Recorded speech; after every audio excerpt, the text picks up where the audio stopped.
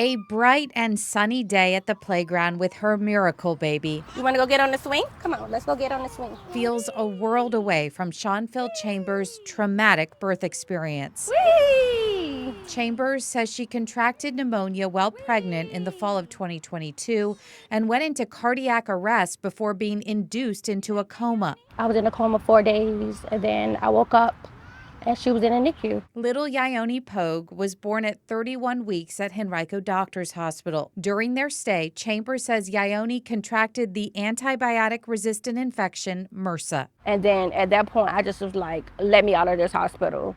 Because not only did y'all get my baby MRSA, because the crib and things like that are not clean, but my baby isn't even thriving. Chambers showed us this memorandum for transfer from November of 2022, where she requested Ione be moved to Johnston Willis. Among the reasons she wrote for requesting the transfer, MRSA contracted several concerns. We talking about sick babies already that's already fighting for a chance to live.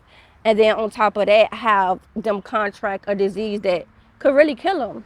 You know what I'm saying? Because they really have to fight hard to be here. At the time, Chambers says she thought her baby's infection was an isolated incident. That's until May of this year, when CBS 6 uncovered that staff at Henrico Doctors told state inspectors in January there had been a MRSA outbreak in the NICU for 3 years, and the facility had not determined the cause.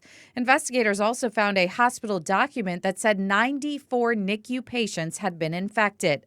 The length of the outbreak is unusual, as VDH told CBS 6 the majority of MRSA outbreaks in NICUs last less than 2 months. It makes me very mad because there's no way 2 years later that this should still be going on.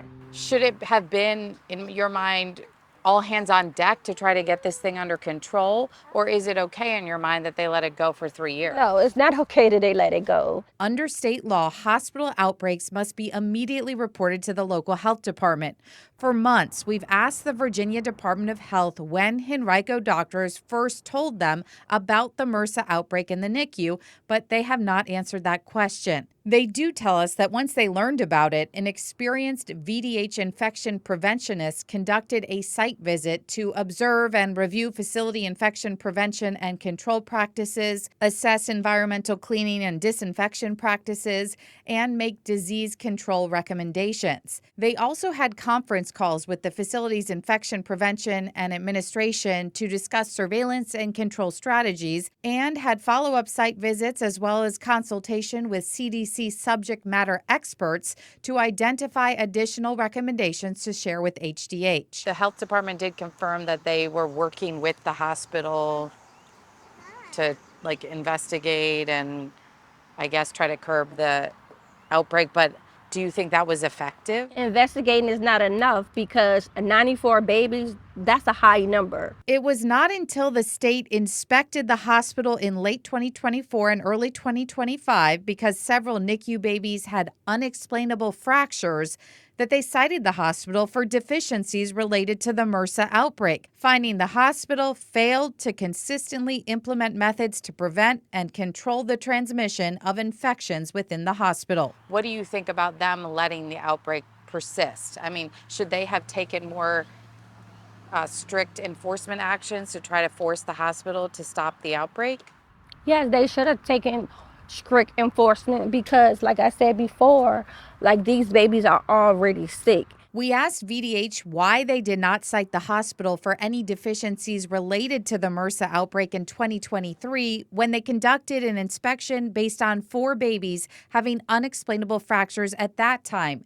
They said that was a focused federal complaint investigation.